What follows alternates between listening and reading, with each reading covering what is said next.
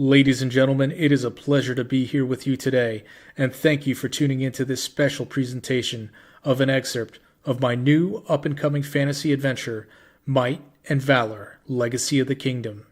Tonight's part of the story moves us into the aftermath of an ambushed group of Adarant soldiers who are traveling within the unforgiving and labyrinth-like confines of the Cedar Forest. While hoping to get back to their city of Edenfield in one piece, the men are confronted by a lone warrior from the country of Anon. This mysterious figure is all that stands in the way between them and their path home. Now, without any further delay, this is Might and Valor, Legacy of the Kingdom story excerpt, A Fateful Encounter.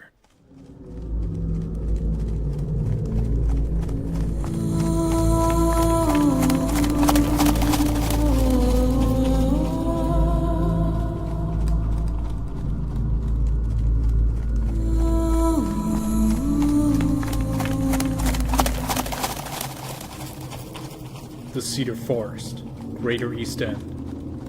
One of Marlowe's mounted cavalrymen shouted to spur on his horse as he beat down the bridle of the stallion. The 9 others that were with him were riding hard, having been driven away from their main company in the Cedar Forest by the raging catapults of the enemy. "Wait, sir, wait!" one of the others shouted. Clayton, the company leader, slowed his horse to a gradual stop. His startled, hazel-green eyes surveyed the rest of the men that were in his cadre. The looks on them all bore varying levels of concern. Clayton himself was not one to argue with the general consensus that they needed to retire. "Yes, what is it?" he said, turning his head.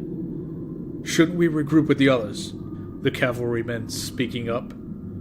"It's too risky. With enfilade fire coming from those catapults, we'll surely be killed if we go back," Clayton answered. Clayton was over 55 years old, well seasoned in the fight, but not immune to fear. For him, preservation gave way to bravado. He wasn't willing to jeopardize what was left of his men. "But what about Strategia Marlowe and the others? If they're still alive, they'll head back to Edenfield," Clayton not wishing to debate any further. "We'll go through the East Passage and off the main trail of the Cedar Forest. With haste, we can make it back to the city by nightfall," Clayton ordered. "Sir, perhaps," one of the men said, before being interrupted by the rustling of dry leaves and branches being crunched underneath a set of boots. "Shh," Clayton holding up his hand. Ludlow was less than 100 feet away from all 10 of them. He was breathing heavy underneath his mask, and there was a subtle aching in his joints. "Look how far you've wandered," Ludlow spoke as if addressing Clayton directly. Clayton could tell that this lone soldier was the only one around them. "I wager cowardice would move your feet quicker than the hooves of your horses if you weren't already saddled upon them," Ludlow insulted, overhearing the men's conversation. Clayton gritted his teeth and was enraged by the remark. By his garb, he could tell that this man was of Anon, but dressed differently from most footmen. "Wager a blade to the neck!" Clayton yelled as he drew his sword, charging at him. Ludlow, whose sword was down at his side, simply stood there and waited. Clayton's horse galloped as if it were racing to the ends of the earth. He held his sword over his head, ready to strike down his adversary. However, it was with one swipe from Ludlow that the rest of the men recoiled in abject horror. He'd struck Clayton's horse with brute force, completely severing the horse's head. The reflexive blow threw Clayton from off his steed. He hit the ground hard, breaking his neck, dying almost instantly. "Charge!" one of Clayton's men yelled, in a panicked attempt to rally the others to get revenge. The first 4 managed to encircle Ludlow, but were too close to one another and battered one another's horses with their drawn swords. This gave Ludlow the precious few seconds he needed to stab his own blade through the thigh of one of the cavalrymen. The one to Ludlow's right screamed, feeling every inch of steel tear through his left leg. Ludlow slashed another on the opposite leg, and fatally stabbed 2 more next to him in quick succession. only to run into the 5 that were waiting to get in on the wild melee. Though Ludlow managed to dodge the first few blows, one of them hit his left arm, getting a piece of his gray leather tunic in the process. Instinctively, Ludlow turned and stabbed the man who cut his arm in the lower abdomen. The cavalryman fell off. He then grabbed onto the bridle of the fallen soldier, just as the horse was pulling away from the midst of the skirmish. Rather than pull himself up, Ludlow yanked the bridle, which forced the horse into another, knocking another off his own stallion. Ludlow then stabbed the felled man right through the heart, before getting another slash on his right forearm. Another man's sword flew past, trying to take Ludlow's head. He managed to duck behind the horse he was wielding like a shield, avoiding the lethal blow. He was breathing heavier, and the repeated parrying and swipes were making him winded. Yet Ludlow noticed his 3 remaining opponents were even more winded than he, and breathing just as heavy, if not heavier. One of the men was huffing, trying to get past Ludlow's horse that was still shielding him. "Yield, you urchin!" another man said, while methodically trying to time his next swing. Ludlow loosened his grip off the bridle, darted out underneath his captured horse's legs, and then stabbed the man's horse right through its gullet.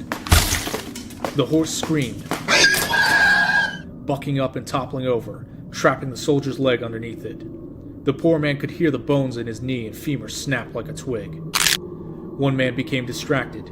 He instinctively wanted to help his fallen comrade, while the other looked at him and yelled, "Forget him! Let's just kill this brute!" The man who shouted writhed in pain, getting a sword in his belly. Ludlow swiped once more, and then hit the penultimate man on the leg, roughly severing it from off his body. He immediately fell off his horse, landing hard on the ground, with his stallion galloping away.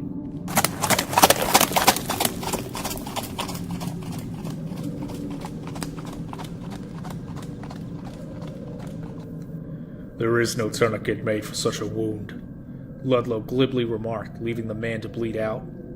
Oslo, an impressionable and dedicated young warrior, was squirming to see if he could get his dead horse off him. He saw the shadow of Ludlow's silhouette over him. The man was trembling, his teeth were chattering. Submissively putting both his arms up, he cried, "Mercy! Mercy, I plead mercy!" An exhausted Ludlow tilted his head at him, seemingly thinking that the request was in bad keeping for a cavalryman. It infuriated him how a fellow warrior, even an adversary, would beg. "Oh, how the mighty men do tremble," Ludlow lamented, lifting his sword with both arms over his head. "This is a soldier's death," he then said, swinging his sword, aiming at Oslo's head, but stopping short before he could kill him. "And you're the furthest thing from one," Ludlow thought to himself, now walking toward one of the horses that was still nearby.